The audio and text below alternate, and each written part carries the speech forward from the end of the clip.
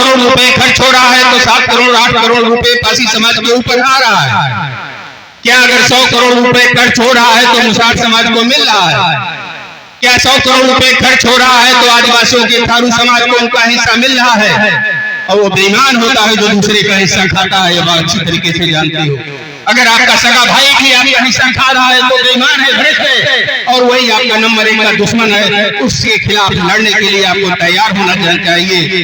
अगर आप ऐसा नहीं करते हो तो आपको मदद करने वाला इस धरती पर कोई नहीं है। आप जैसे जी रहे हो ऐसे जीते रहे।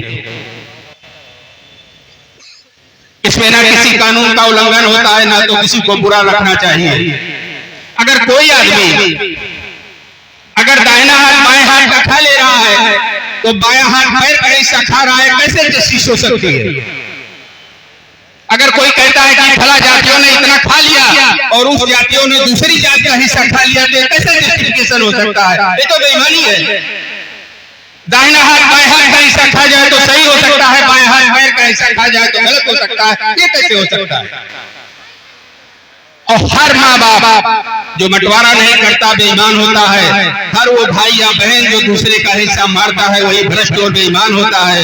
और हमने कहा कि हम उससे लड़ते हैं, हर स्तर पर लड़ते हैं, क्योंकि मेरा हिस्सा है। हम भी उसी माँ बाप के संतान हैं, हम इस देश के नागरिक हैं, यहाँ पर मेरा हिस्सा है। इसके लिए आपको लड़ने की जरूरत होगी।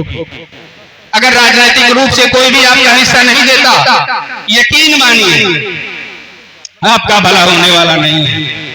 नौकरियों में 21% आरक्षण में 60% पासियों की संख्या है। हर 7 तरीके 21 तो सीधा सा गणित है। हर तीसरा व्यक्ति पासी समाज का होना चाहिए।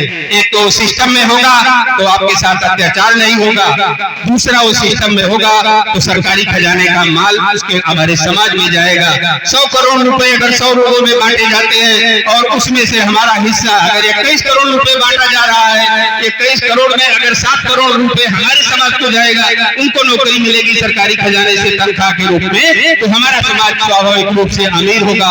वो भी कोठियां बनाएगा। कभी आपने देखा है कि शहरों में कस्बों में अच्छे अच्छे घर बनाने वाले, कार और बंगलों से रहने वाले लोगों में किन जातियों का वर्चस्व है? किस समाज के लोगों का वर्चस्व है? क्या वो हमसे ज्यादा मेहनत करते हैं? मेहनत करने से ही अगर अमीर हुई होती तो हमारे पुरखों ने कोड़े खा खा करके, महुआ और भूरी खा खा करके गन्ने की गुड़ाई किया, मक्के की गुड़ाई किया, सड़कें बनाया, बड़ी बड़ी बिल्डिंगें बनाया, ईंटे भट्टों पर काम किया। आज वो अमीर होते और जो चौराहों पर बैठ करके राजनीति करते हैं वो गरीब होते। लेकिन ऐसा नहीं है। जो राजनीति कर रहे हैं वो अमीर हैं, जो मेहनत कर रहे हैं वो गरीब हैं। हमें मेहनत के साथ साथ राजनीति करना आना चाहिए। फिर वही बात आती है कि मेरा हिस्सा अगर होगा तो सरकारी खजाने से पैसा हमारे खजाने में आएगा और उससे लाभ मिलेगा। ये सरकार की नीति है, इस देश के संविधान की नीति है। इस संविधान के मूल तत्व में, इस संविधान की भावनाओं में डॉक्टर अम्बेडकर ने इस चीज को रखा है कि जो समाज कमजोर है, जो समाज में पिछड़ा हुआ है, उसको हम वरीयता देंगे।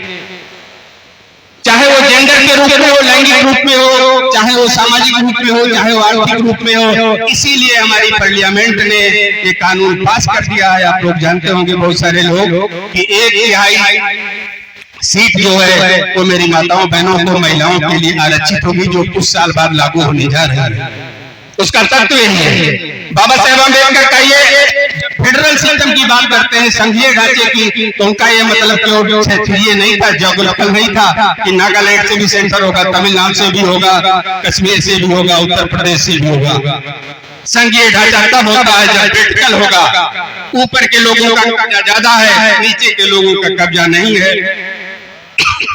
इसको हम सामाजिक संघीय ढांचा नहीं कर सकते, नहीं कह सकते हैं। तो इन्हीं शब्दों के साथ बहुत सारे वक्ता हैं। मैं आपसे अपील करता हूं कि आपके महापुरुषों का सम्मान जो न